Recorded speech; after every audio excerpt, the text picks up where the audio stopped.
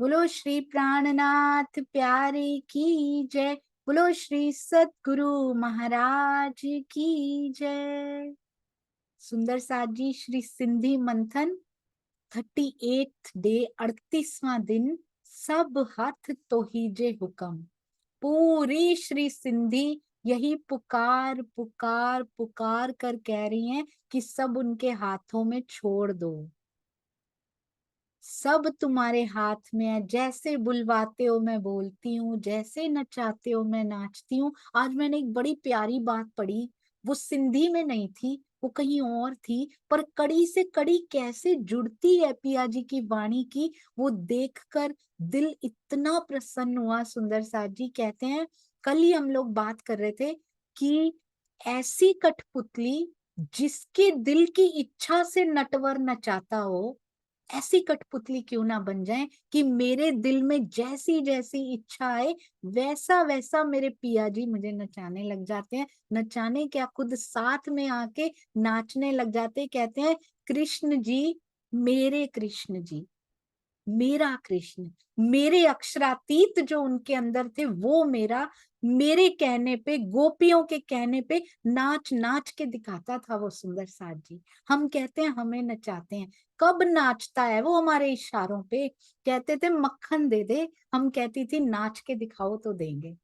क्यों नाचता था हमारे इशारे पे वो कृष्ण? क्योंकि उसको पता था इनके अंदर प्रेम ही प्रेम भरा हुआ है। चाहे पहचान नहीं है, चाहे इनको मेरी भी पहचान नहीं है, चाहे इनको घर की भी सुध नहीं है, पर वो प्रेम इनका खालिस है इनके अंदर, तब नाचता है वो इशारों पे। सुंदर सा जी, कौन सा मक्खन चाहिए उसको? प्रेम का मक्खन चाहिए सुंदर साथ जी उनको।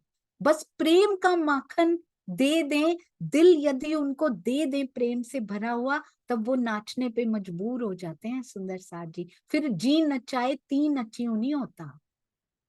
ये इंद्रावती जी सिखा रही हैं। और उन चौपाई में लिखा हुआ था कि कल यहाँ तक की बात हुई थी कि जैसे मेरे दिल में फिर इच्छा आती है ना पिया, वैसे वैसे करने लग जाते हैं। उनमें और आगे बढ़ के लिखा था कि तेरे दिल में वो इच्छा आती नहीं, फिर तेरे दिल में इच्छा ही वही आती है जो मूल स्वरूप के हृदय में होती है। तुम्हारी इच्छा उससे कोई अलग होती नहीं है, क्योंकि तेरा अस्तित्व मिट चुका होता है। तब तू कठपुतली नहीं रह जाती है, तब तो वो नटवर में समा चुकी होती है। तेरे दिल की इच्छा और उसके दिल की इच्छा में कोई फर्क ही नहीं रह जाता। हम मांगने के लायक रह ही नहीं जाते सुंदर साथ जी, जब ऐसा होता है।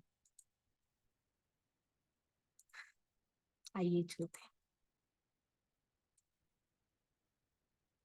तो हम इन चौपाई पे थे। कहते हैं चाहे माया की नींद हो, चाहे तारतम ज्ञान हो या इश्क हो, कुछ भी हो वो आपके हाथ में। निद्र, इलम या इश्क, तो डिन्ने अच्छे मुंह आपके देने से ही मुझे मिलता है।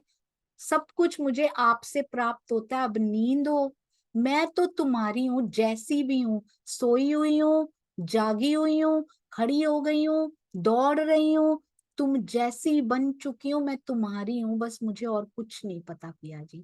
कहते खेल दिखाने के लिए धामधनी ने मायावी जगत में भेजा है। हमें पता है ना सुंदर साथ जी, या हम खेल खेलने में लग गए? दिखाने के लिए, देखने के लिए आए थे। हमें इस पिंजरे को देखना था हमने।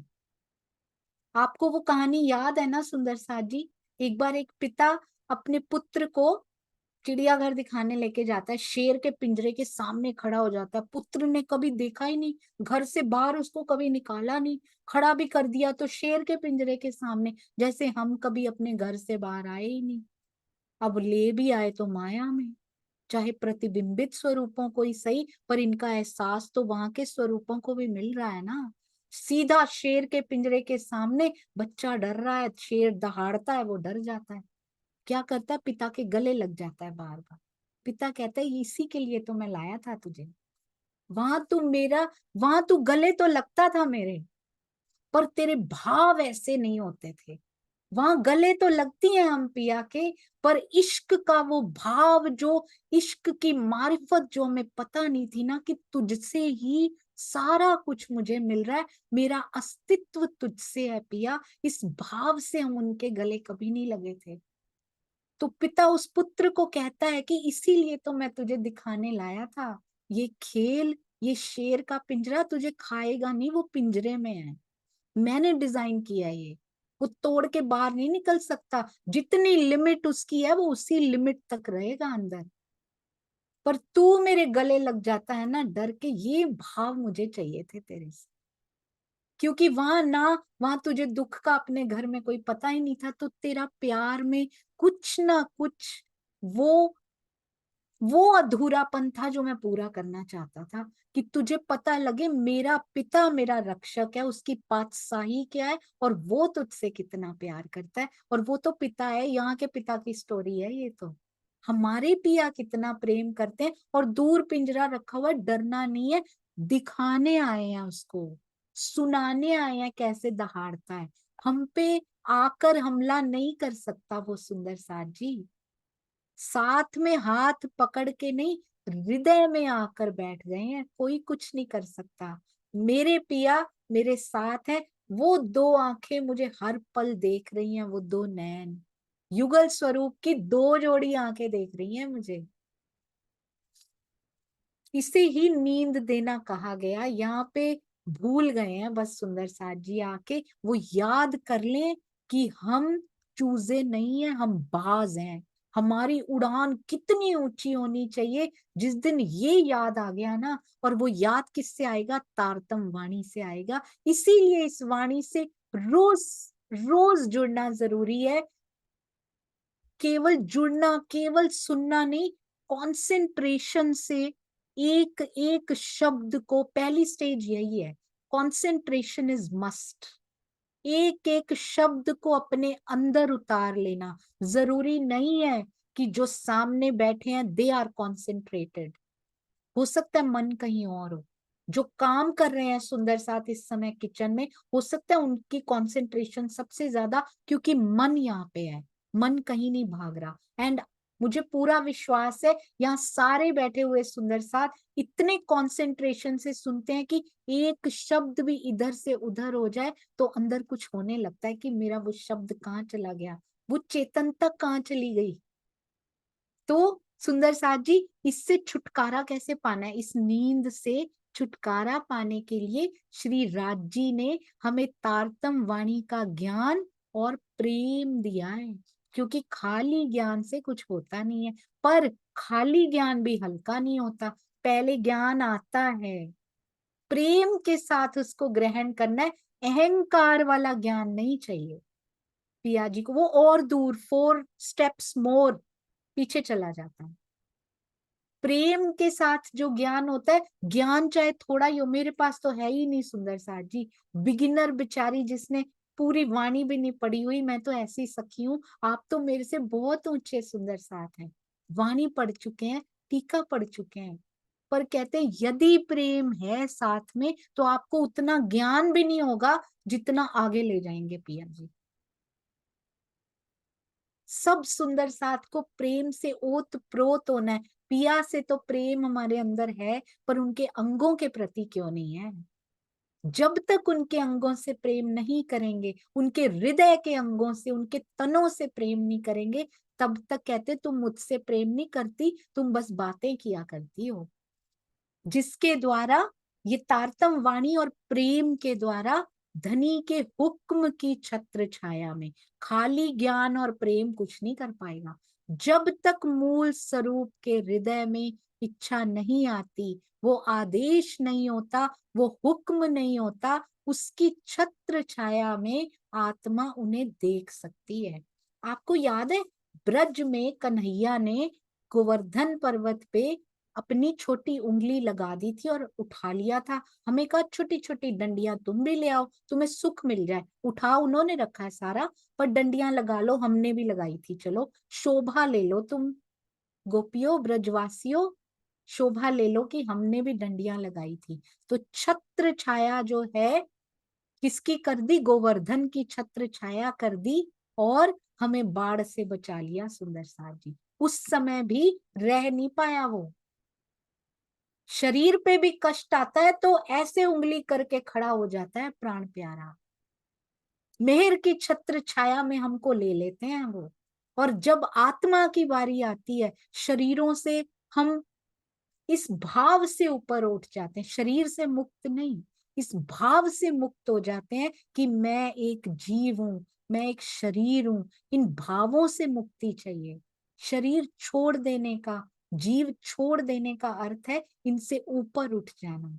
आत्म भाव को प्राप्त कर लिया तो आप वो छत्र छाया अपने ऊपर देखना शुरू कर देंगे।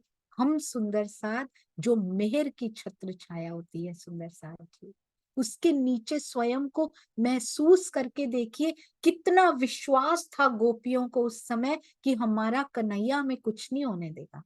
आज वो विश्वास कहाँ चला गया कि हमारे पिया जी, हम सुख दुख के बंधनों से मुक्त तभी हो सकते हैं जब विश्वास आ जाए कि डोर किसी और के हाथ में है, गोवर्धन किसी और ने पकड़ रखा है, हमें कुछ नहीं होगा। जिस दिन पूरा ईमान आ गया कि ये खेल मैं नहीं चला रही हूं, ये ब्रह्मांड छोटा सा जो लगा हुआ है बिंदु के समान हमारे आसपास, वो मैं नहीं चला रही हूँ, वो चलाने वाले आप हो पिया जी।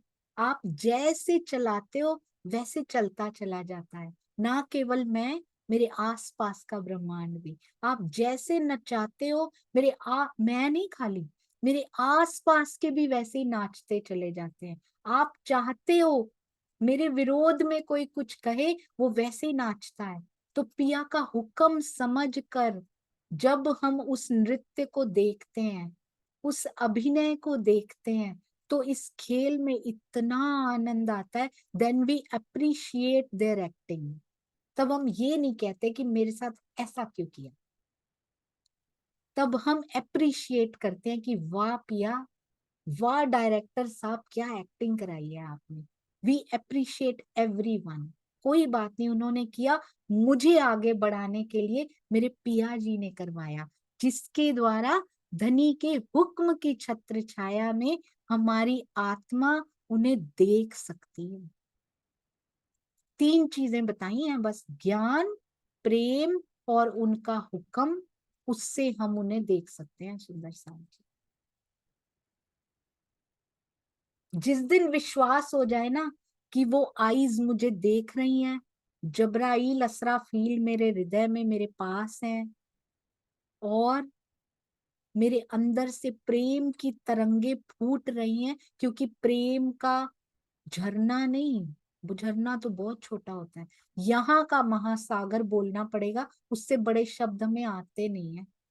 प्रेम का सागर मेरे अंदर है, तो मेरे अंदर से, मेरे बाहर से, मेरे जीव से, मेरे शरीर से तरंगे कौन सी फूटनी चाहिए? यदि प्रेम का सागर मेरे अंदर है, नहीं फूटती हैं, तो इसका मतलब प्रेम का सागर अभी हमने तह में छुपा रखा है सुंदर सा, जिसके द्वारा धनी के हुक्म की छत्र छाया में आत्मा हमें देख सकती है। क्या कहते हैं, गुरबाणी में बड़ी सुंदर आती है, तत्ती वाव ना लगही, पार ब्रह्म सरनाई। कहते पार ब्रह्म की शरण में आ जाओ ना, गर्म हवा भी तुम्हें लगने ना देंगे वो। इतना विश्वास हमारे सिख भाई कर सकते हैं।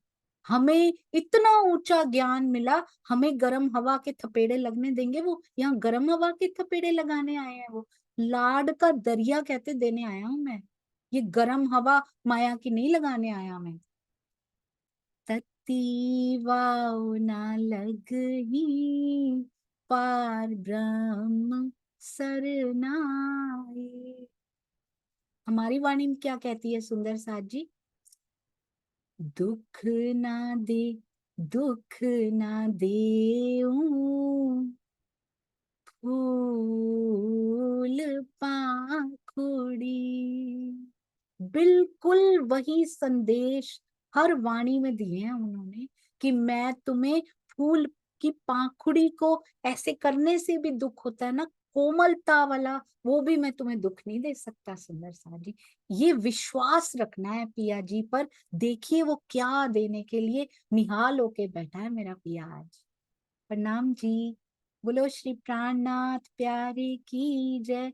बोलो श्री सतगुरु महाराज की जय। प्रणाम जी सुंदर सा जी। मैं इस लायक नहीं हूँ। केवल धनी जी की मेहर, सतगुरु का आशीर्वाद, उनका किया हुआ टीका, उन्हीं का ये प्रताप है कि हम सुंदर साथ कुछ इसमें से ग्रहण कर पा रहे हैं। यदि मैं क्षमा लेना भूल भी जाऊं तो आप मुझे कर दिया करें अपने आप ही हृदय से। प्रणाम जी, प्रणाम जी।